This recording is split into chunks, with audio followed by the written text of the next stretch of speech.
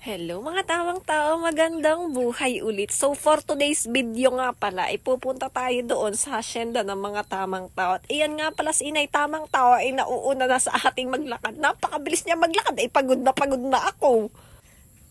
At iyan nga pala ay kahit pagod na pagod ako maglakad kasi nga naglakad lang kami papunta riyan ng 30 minutes. At napakabilis pa ni Inay Tamang Tao maglakad ay nag-igib pa rin ako at bubuhatin ko yan papunta sa kubo. At siya naman ay nagliligpit ng kaldero. At iyan nga nung pagkatapos namin mag-igib, ako pala pagkatapos ko mag-igib at si Inay Tamang Tao ay matapos maglinis ng kaldero ay nagsaing na nga ako riyan para sa kakainin namin sa tanghalian. At iyan nga, syempre dahil walang apoy ay hihipanan ko para naman mabilis maluto at gutom na ako ay wala pa akong kain nung nagpunta kami rito. At pagkatapos nga ni magandang tamang tao magsaing, ay syempre kukuha ko rin ng merienda ko at gutom na ako ay, di ba? At iyan nga nakakuha na ako diyan ng tatatlong bayabas. At iyan nga lamang kasi yung hinug at iyan nga pala yung kulay white pala, kala ko kulay pink. Ay nako, pero syempre ang sarap-sarap pa rin naman. At syempre pagkatapos ko nga pala riyan magkain ng bayabas, ako ay nagkakape na. At gutom na talaga ako. Anong magagawa ako kung nagugutom na nga ako ay, kaya napapatulala na ako riyan. At dahil nga tapos na ako magkape at medyo nabusog naman na yung tiyan natin, ako ay magyayas-yas na riyan ng gagawin nating walis ting-ting. At iyan nga, syempre napakarami niya at ibebenta nga iyan ay para magkapera kami. At pagkatapos ko magyas-yas at nakayasan ko na rin iyon, maya-maya naman ako ay kukuha ng kakao. Alam niyo ba yung kakao mga tamang tao? Ayan nga pala ay ginagawang kape. Ginagawa nyo rin bang kape ito? At syempre, hinug na nga ito kaya kukunin ko. Ay syempre, sa sobrang tangkad ko, 6 feet baga naman, ay abot ko ito. Napaka-paborito ko nga pala ng kakao. Lagi ako napunta rito sa malapit sa ilog kapag napunta ko rito sa bukid. Talagang binibisita ko kung may bunga na yung kakao namin. At kasi nga yung rambutanan namin ay binagyo na. Ano naman makakain kong prutas rito. At syempre yung kayumito kasi namin tsaka yung lansones ay lalaki yata. Hindi yata yung namumunga ay paglalaki At syempre napawaw nga ako riyan kasi nga makakatikim na naman tayo ng kakao at ilang linggo rin tayong din nakatikim nito ay masustansya daw ito.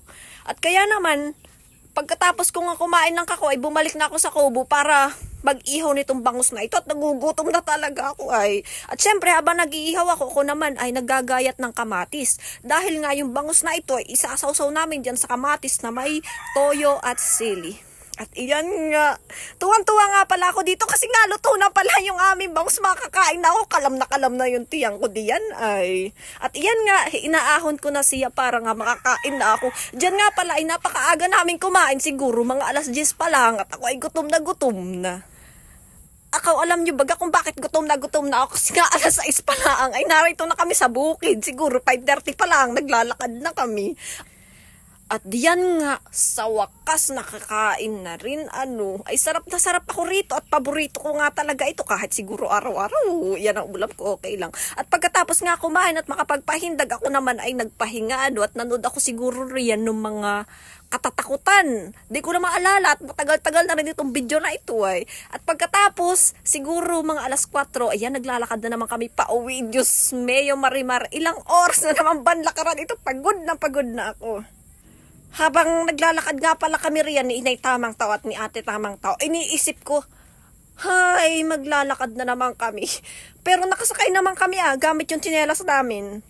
Ililipad din kami niyan mga tamang tao. Tingnan nyo maya-maya yung kapaguran ko, pero napakaganda pa rin. Wala pa rin pinagbago ang mukha. Napakaganda, wala talaga. Wala na mas tatalo pa sa kagandahan. Mas maganda ako kay Ate Tamang Tao. At iyan nga, nandyan na nga pala kami sa hanging bridge. At alam ninyo baga, natagalan talaga kami sa paglalakad dahil nga inabot kami riyan ng napakalakas na ulan. Kitang-kita nyo naman sa likod ng damit ko, diba? Basang-basa na ako. At syempre, wala sa amin nagsasakay kasi nga wala rin naman dumadaan. Paano nga naman kami sasakay, diba? Di ba sabi ko, alas 4 kami umalis dun sa bukid. Akaw ay 5:30 na yata riyan. Ay syempre, nagpapatila pa kami. Alam nga naman, sugurin namin yung malakas na ulan, di ba ga? O siya, hanggang dito na lang mga tamang tao. See you sa next video. Update lang, siguro mga mag-aalas 6 na kami nakauwi. Kasi nilakad lang talaga namin siya. Napakalayo niyan. Pero syempre, maganda pa rin tayo. Kaya lakarin mo na. Love you all. See you sa next video.